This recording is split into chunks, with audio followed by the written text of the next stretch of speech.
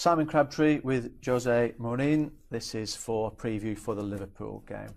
Jose, thank you very much for your time. We do appreciate it. I'm going to start with the news of Marouane Fellaini, though, if I may. Obviously, we saw him pick up a slight knock to his knee playing for Belgium. Do we know how he is? No, I don't know. Is he back yet? No. Have Belgium been in touch to give you any updates? Not with me. Not with me. Maybe with the doctor, but not with me. Okay. Do you expect him to come in today for any scans or? No, I don't expect. But from what I read, I don't think he can play the match. How much of a problem would that be if he couldn't then? No problem. Because of the cover that you've got and another one plays. No problem for me. Who, if you did play the two again in front of the defence, would Ander come back in? How capable of he of filling that position? Not just Ander. We trust every player. We lost players last season. We lost players this season, and our way of think and feel is really no problem. One player is not playing, plays another one. Is an opportunity for another one, and we trust, and we never hide behind this or that player, this or that injury. We trust the ones that are going to play. Let me take you just to the last match. The Crystal Palace game was your 250th win in English football as a manager. How does the feeling of that 250th compare to the first one when you beat Manchester United when you arrived? I didn't know. I just know after the match when some journalist told me that, because I'm not good on this kind of stats and numbers, and sometimes I get surprised when you come to me and say this is the match number that, this is the match number this is the victory number. I had absolutely no idea about it, but honestly nothing changed. The first one was against Manchester United. The 250 was with Manchester United, and in between so many matches, so many great matches, and so many opportunities for me to enjoy what I most like to do, which is to play football. So how many more do you like? How far could you go on? Do you think there'll ever be a moment when you won't enjoy it as much as that first one? You know, normally when I'm not happy, I change the club. Because I'm always happy with football, and I don't see myself stopping. One day I will have to, but I'm just 54, and I see myself playing and playing and playing and enjoying the same way as I'm doing. I get the feeling on the brief opportunities I've ever had to talk to you that it feels maybe different here at Manchester United for you, that this is somewhere that you could be for a longer stretch of time. Is that fair? You never know. You never know. No, football is football. Sometimes you think so, and for some reason that doesn't happen. The only thing I can say is that I would like to do that, but who knows? Football, nobody knows. As a football supporter, I get quite excited of big matches like this one, with every respect to other teams in the league. Do you get excited for historically big clashes like Manchester United against Liverpool? No. Nothing changes for you? 3 points. 3 points. You know, I think it happened this season. An opposite player told me this match for us is like a cup final, and I thought, why?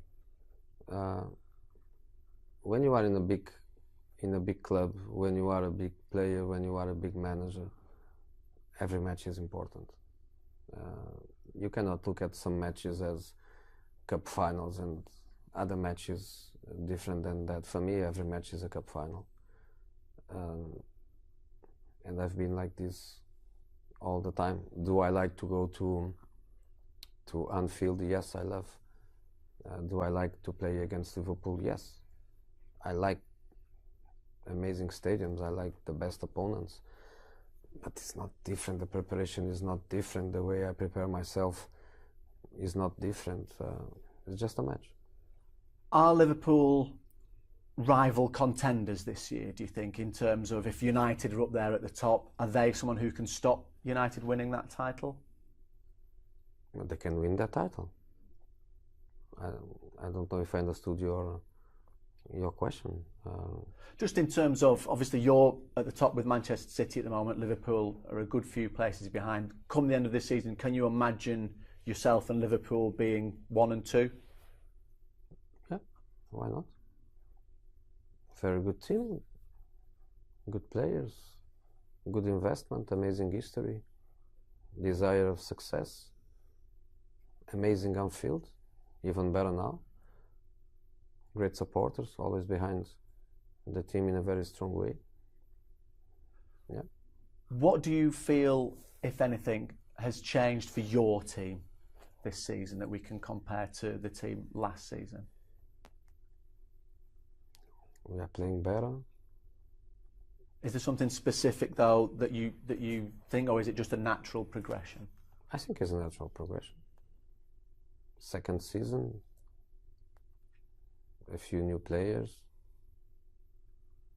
more understanding between all of us, good results, but not just that, playing well, being very dominant. I think the only team that really gave us problems in terms of that was Southampton, where for 30 minutes, 35 minutes, they were the strongest team on the pitch. Apart of that, I think we are playing really well, and we have to try to keep doing the same. I know everybody talks about Romelu, and rightly so, for the goals that he's scoring, but what sort of difference as well has Nemanja Matic, what has he added to your team this season?